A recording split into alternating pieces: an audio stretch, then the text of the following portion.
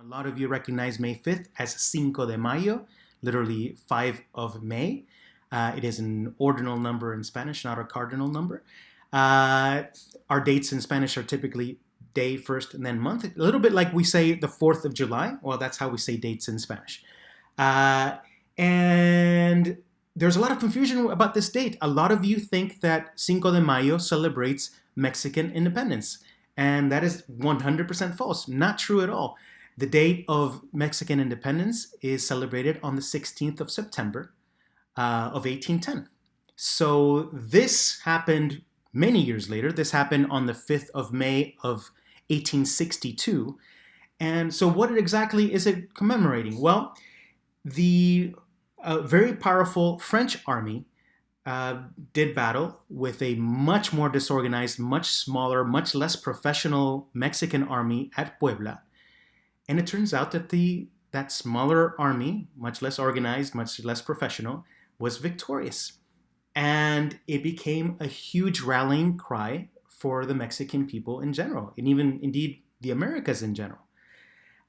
So even though a year later, the French came back with much larger numbers and were able to defeat the Mexicans, it still became a moment where, kind of like one of those snapshot moments where you kind of remind yourself that it can be done, that you can, regardless of how the size of the foe, that victory can be had.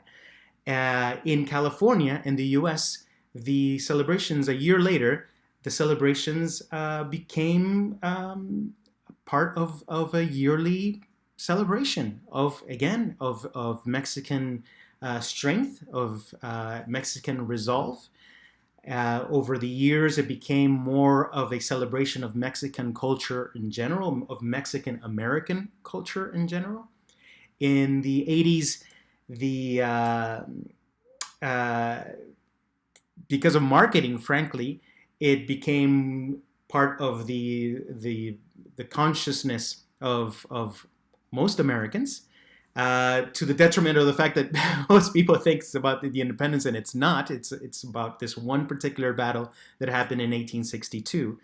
But it's an indication of what difference one battle can make in a fight, and also of this. Remember, the French army at the time in 1862 hadn't been defeated in over 50 years. It was a big deal, and the message was never lost. So even to this day, the United States tends to celebrate it more than Mexico, somewhat counterintuitively.